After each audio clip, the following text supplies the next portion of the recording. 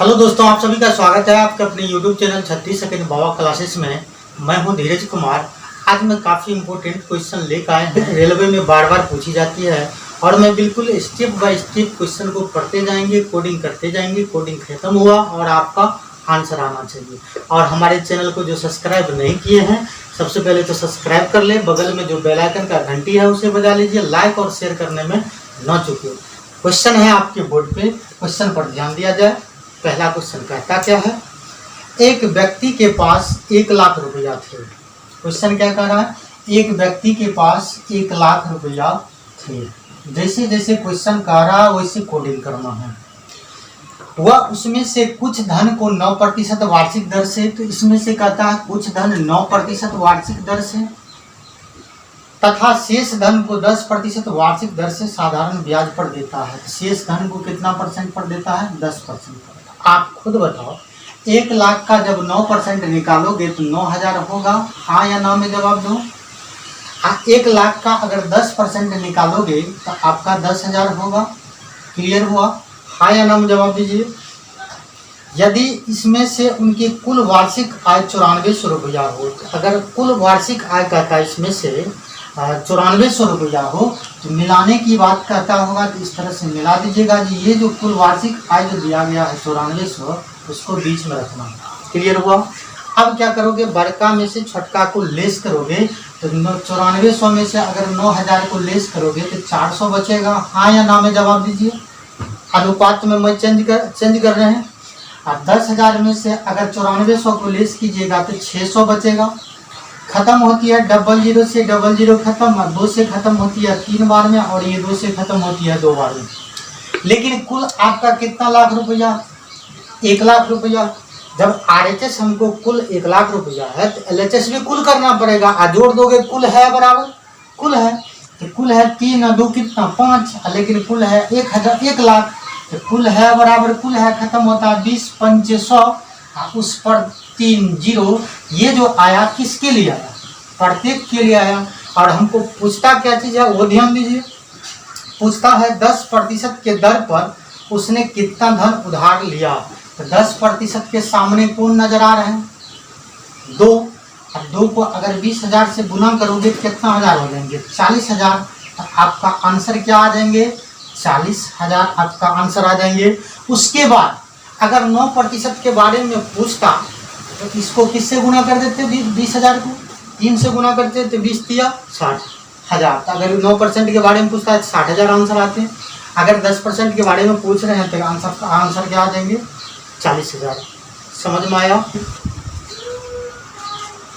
अगला प्रश्न है आपके सामने। बिल्कुल क्वेश्चन को स्टेप बाय स्टेप पढ़ते जाना, कोडिंग करते जाना, और कोडिंग जैसे ही खत्म होता है तो आपका आंसर आना चाहिए।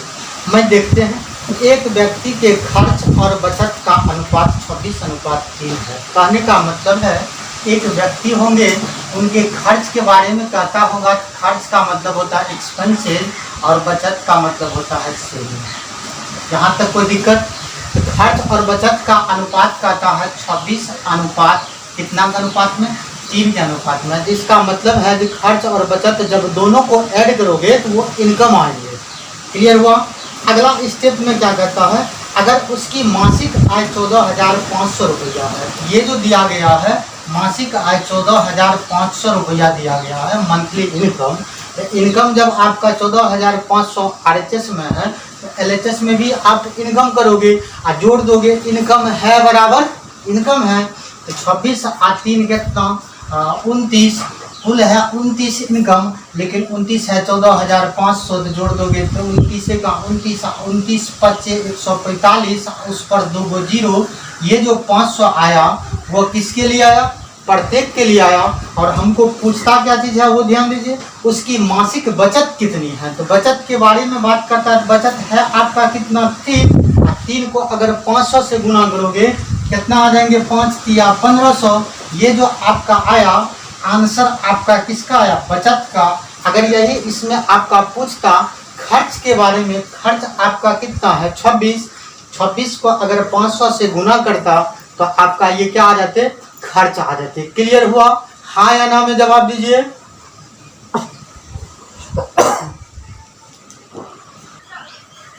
नेक्स्ट प्रश्न है आपके सामने, ए, बी तथा सी के वेतन क्रमशः कौन कौन है? एक ए है, एक बी है और एक सी है। उनके वेतन क्रमशः 1:2:3 के अनुपात में। यहाँ तक कोई दिक्कत? यदि बी तथा सी के कुल वेतन 12,000 रुपया है तो बी तथा सी के कुल वेतन कितना हजार दे दिया? 12,000 रुपया दे दिया। इसको बिरादरी से बाहर मैंने लिख दिया। ये जो 12,000 आपको दिया गया है, बी तथा सी के वेतन दिया गया है, तो बी और सी का वेतन जब 12,000, तो इधर भी आपका एलएचएस में भी देखना पड़ेगा। बी और सी का वेतन 3 और 2 कितना 5, तो आप इस पर जोड़ दे दो। बी और सी का वेतन है बराबर, बी और सी का वेतन है तो ये खत्म होगा एक बार में। ये 24 पंचे 120, उस पर कितना जीरो? 2 जीरो। ये जो आया किसके लिए आया? प्रत्येक के लिए आया। हमको पूछता क्या चीज है वो जरा ध्यान दीजिए। तो ए से सी का वेतन कितने प्रतिशत अधिक है? तो 1 से सी का वेतन कहता है तो ए का वेतन आपका 2400 से 1 को गुना करोगे तो 2400 ए का वेतन, और सी का वेतन निकालोगे तो 24 तिया 7200। अब ये बताओ ए के वेतन से सी का वेतन कितना अधिक है? अधिक है 7200 में से अगर 2400 को लेस करोगे तो 4800 अधिक है। 4800 इस पर जोड़ दे दो। 4800 के बारे में गुने 100 और बट्टा जिससे मने कौन 2400, तो 2400 को जब नीचे रखेंगे तो 24 1 100 का 24 और 2400 दूनी 4800 और 2 को अगर 100 से गुना कर दोगे तो कितना आ जाएंगे? 200%। तो आपका आंसर क्या आ जाएंगे? 200%। क्लियर हुआ? हाँ या ना में जवाब दीजिए। यही अगर आपको कम के बारे में पूछता तो 4800 के बारे में गुने 100 और बट्टे यहाँ 2400 के जगह पर कौन आ जाता? 7200 आ जाता। क्लियर हुआ? नेक्स्ट प्रश्न है आपके सामने, एक परीक्षा में एक छात्र को किसी संख्या का 3/14 ज्ञात करना था। तो कोई परीक्षा होता होगा, कोई छात्र को 3/14 ज्ञात करना था, वो रिजल्ट लाएगा कितना? 3/14। क्लियर हुआ? त्रुटि बस उस संख्या का 3/4 ज्ञात कर लिया। उस संख्या तो वही संख्या था 3/त्रुटि बस मैंने गलती से वो 3/4 प्राप्त कर लिया, तो रिजल्ट कितना लाएंगे? 3/4। अगला स्टेप पर जरा ध्यान दिया जाए। इससे उसका उत्तर सही उत्तर से 150 अधिक आया। आप ये बताओ कितना अधिक आया? 150 अधिक आया। आप जोड़ किस पर दोगे? अधिक है बराबर अधिक है। अब ये बताओ अधिक और कम की बारे में बात करता होगा तो हमेशा माइनस का चिन्ह होते हैं। बताओ 14 और 4 का जब एलसीएम लोगे तो कितना आ जाएंगे? 28 आएगा। क्लियर हुआ? अब ये बताओ 4 कितना बार में 28 को काटेंगे? 7 बार में। तो 7 को 3 से गुना करोगे, 7 तिया 21 और चिन्ह किसका? माइनस का। ये 14 कितना बार में 28 को काटेंगे? 2 बार में। तो 3 दूनी 6, लेकिन अधिक है कितना? 150। और जब इसमें से इनको जब लेस करोगे कितना आ जाएंगे? 15 और बट्टा कितनी? 28। लेकिन अधिक है 15/28, लेकिन अधिक है कितना? 150। जोड़ दोगे अधिक है बराबर अधिक है। 15 का 15 और 15 10 150। अगर 10 को 28 से गुना करोगे तो 280 होगा। तो आपका आंसर क्या आ जाएंगे? 280। और हमको पूछता क्या चीज है वो भी जरा ध्यान दिया जाए। तो वह संख्या क्या थी? तो वह संख्या आपका 280 है। अगला प्रश्न है आपके सामने, जरा किसी राशि पर, जब भी किसी राशि के बारे में बात करता होगा कोई एक राशि होगा, 8% वार्षिक दर से क्या लिखोगे? दर बट्टा 100, लेकिन दर 8% मालूम है। 6 वर्षों का साधारण ब्याज 1200 रुपया है। तो 6 वर्ष का साधारण ब्याज कितना 100 रुपया है? 1200 रुपया है। आप खुद बताओ, आपको पता है मैं बार बार एक ही चीज बोलता हूँ, बराबर है बराबर बराबर है। जब आपका सिंपल इंटरेस्ट 1200 दिया गया है आरएचएस में, तो एलएचएस में भी ब्याज पर जोड़ देना पड़ेगा सिंपल इंटरेस्ट पर। तो जोड़ दोगे तो ये ब्याज है बराबर ब्याज है, खत्म होती है 6 का 6 और 6 दूनी 12 माने 200 बार में खत्म। 8 का 8 8 25 संगर आपका 200 अगर 25 को 100 से गुना करोगे तो कितना आ जाएंगे 2500। तो 2500 आपका ये क्या आया मूलधन आया। अगले स्टेप पर जरा ध्यान दीजिए। इस मूलधन 3 गुनी राशि पर, अब ये मूलधन को 3 गुना राशि करता है तो 3 से जब गुना करोगे तो 2500 या 7500। अगले स्टेप पर जरा ध्यान दिया जाए। 10% वार्षिक दर से तो दर बट्टा 100। 2 वर्षों के अंत में साधारण ब्याज क्या होगा, साधारण ब्याज पूछता है लेकिन 2 वर्ष दिया गया। 00 से 00 खत्म। 2 को अगर 75 से गुना करोगे तो 150, 150 को 10 से गुना करोगे तो 1500। तो आपका साधारण ब्याज कितना आ गया, SI कितना आया 1500 आपका आंसर आ जाएंगे। क्लियर हुआ? हाँ या ना में जवाब दीजिए। अगला प्रश्न है आपके सामने। किसी धन का 4% वार्षिक दर से, दर क्या कहता है 4% दिया है तो R बराबर 4%। 2 वर्ष का चक्रवृद्धि ब्याज 102 रुपया है। तो 2 वर्ष का चक्रवृद्धि ब्याज जो दिया गया है, जो CI जो दिया गया है 102 रुपया है, 104 रुपया है, 102 रुपया है। क्लियर हुआ? उसी धन का उसी दर से उतना ही अवधि के लिए साधारण ब्याज कितना होगा पूछ रहा है। तो हमको पूछता है CI पूछता है। सबसे पहले आप बताओ, आपको मैंने बताया था जब भी आपको कहता होगा RHS जो कहता होगा वही हमको LHS करना होगा। तो हमको RHS में कहता है जो चक्रवृद्धि ब्याज है तो जोड़ देना पड़ेगा, चक्रवृद्धि ब्याज है बराबर चक्रवृद्धि ब्याज है। और मैं आप लोग को ब्याज निकालने के लिए बताया था जब दर को समय से गुना करोगे तो 4 दूनी कितना आ जाएंगे 8 आ जाएंगे। और दर को क्या करते हो स्क्वायर करते हो तो 4 का स्क्वायर करोगे कितना आ जाएंगे 16 आ जाएंगे। अब बट्टा ये जब परसेंटेज खत्म होगा तो 1 पर 2 को 0 मतलब 100। आप दशमलव के बाद 2 डिजिट है तो ये पॉइंट खत्म होगा तो 2 0 और हो जाएंगे। तो आप माइंड में टेकअप कर लीजिए हमेशा के लिए, जब 2 वर्ष का दिया गया हो तो हमेशा नीचे में 4 0 होंगे। अब ब्याज आया 816 बट्टा 10,000, लेकिन ब्याज आपका है कितना 102। जोड़ दे दो, ब्याज है बराबर ब्याज है 102 का 102 और 102 8 816। क्लियर हुआ? अब ये बताओ 8 का 8 125 बार में आपका 1000 खत्म और उस पर एक 0 बचा हुआ है।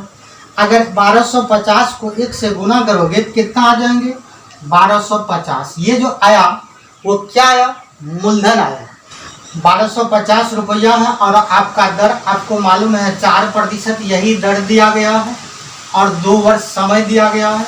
और हमको पूछता है SI। तो आप खुद बताओ, इसे खत्म करते हैं 4 का 4 और 4 25 100, 25 का 25 और 25 5 100, उस पर एक 0 और 50 को जब 2 से गुना करोगे कितना आ जाएंगे 100। 100 आपका क्या आ गया SI आ गया। क्या आ गया SI आ गया। आपका आंसर 100 आ गया। क्लियर हुआ? अगला प्रश्न है आपके सामने। एक कार्य का 1/2 भाग 5 दिन में करता है। आप खुद बता, एक कार्य का 1/2 भाग 5 दिन में करता है 1/2 भाग 5 दिन में। तो जोड़ दे दीजिए, करता है बराबर करता है तो 5 का 5, 5 को 2 से गुना करोगे कितना आ जाएंगे 10 दिन में। ये कितना दिन में करेंगे 10 दिन में करेंगे। क्लियर हुआ? अगला स्टेप में देखिए, बी इस कार्य को 3/5 भाग 9 दिन में करता है। बी इस कार्य को 3/5 भाग कितना दिन में 9 दिन में करता है 9 दिन में, लेकिन करता है 3/5 दिन में। करता है बराबर करता है, खत्म होगा 3 का 3, 3 तिया 9 और 3 को अगर 5 से गुना करोगे तो 5 तिया 15 दिन। ये कितने दिन में भी करते हैं 15 दिन में करते हैं। तथा सी इस कार्य को 2/3 भाग 8 दिन में करते हैं। तो सी जो इस कार्य को है 2/3 भाग कितना दिन में 8 दिन में करते हैं। तो करते हैं बराबर करते हैं। तो 2 का 2 और 2 चौका 8 और 4 तिया 12 दिन में। सी कितना दिन में 12 दिन में करते हैं। तो तीनों मिलकर इस कार्य को कितने दिनों में समाप्त करेंगे। 10 और 15 का एलसीएम 30 और 30 और 12 का एलसीएम कितना आ जाएंगे 60 बट्टा 10 कितना बार में 60 को काटेंगे 6 बार में। चिन्ह किसका प्लस का 15 चौका 60, चिन्ह किसका, प्लस का, 12 25 60, सबको जब ऐड करोगे क्या लिखोगे, 60 बट्टा 10 5 15, खत्म होती है 15 चौका 60 और 15 का 15, तो तीनों मिलकर कितने दिनों में करेंगे, 4 दिनों में करेंगे। तो आपका आंसर क्या आएगा, 4 दिन आएंगे। क्लियर हुआ, हाँ या ना में जवाब दीजिए। अगला प्रश्न है आपके सामने, एक व्यक्ति 1 किलोमीटर की दूरी को धारा के दिशा में, आप ये बताओ धारा की दिशा के बारे में बात करता होगा तो m प्लस लिखना है, और आपका कहता 1 किलोमीटर की दूरी 10 मिनट में तय करता है। जब 10 मिनट दिया गया है, मिनट को जब घंटा में चेंज करोगे तो 60 से गुना करना पड़ेगा, 0 से 0 खत्म हो जाएंगे तो क्या आ जाएंगे, 6 किलोमीटर प्रति घंटा। क्लियर हुआ।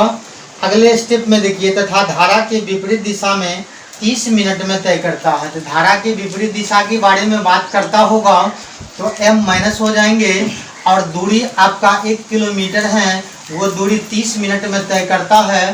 तो 60 उसको घंटा में चेंज करने के लिए 60 से गुना करना पड़ेंगे।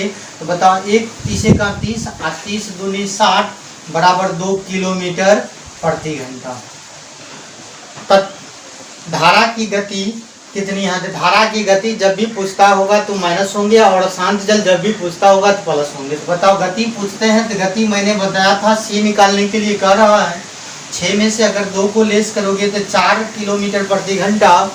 और आपको जब भी आपको कहता होगा जो शांत जल में धारा की दिशा और धारा के विपरीत दिशा, तो हमेशा 2 से भाग दोगे, खत्म हो जाएंगे, एक बार में दिए 2 बार में, तो बराबर 2 किलोमीटर प्रति घंटा आपका क्या आ जाएंगे, आंसर आ जाएंगे। क्लियर हुआ।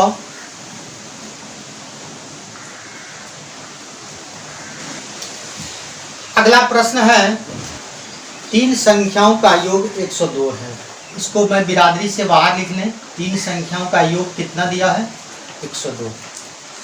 यदि प्रथम तथा द्वितीय संख्या का अनुपात 2:3 है, तो प्रथम और द्वितीय संख्या का अनुपात 2 कितना है, 3 के अनुपात। क्लियर। तथा द्वितीय एवं तृतीय संख्या का अनुपात 5:3 है। द्वितीय और तृतीय कहता है, तो द्वितीय तो पहले से बैठा हुआ है, तृतीय जब भी बैठेंगे तो दूसरी के बगल में बैठेंगे, तो तीसरी बैठेंगे किसके बगल में बैठेंगे, दूसरी के बगल में बैठेंगे, तो यहाँ बैठेंगे। लेकिन उसका अनुपात दिया गया है 5 कितना का अनुपात में, 3 के अनुपात में। तो द्वितीय संख्या कौन सी है पूछ रहा है। अब ये बताओ, अब इसको अगर इनसे गुना करोगे 5 दूनी 10 आएंगे, ये फर्स्ट का आ गया। सेकेंड निकालने के लिए 5 दिया, 15 आ जाएंगे, और थर्ड निकालने के लिए 3 दिया, 9 आ जाएंगे। क्लियर।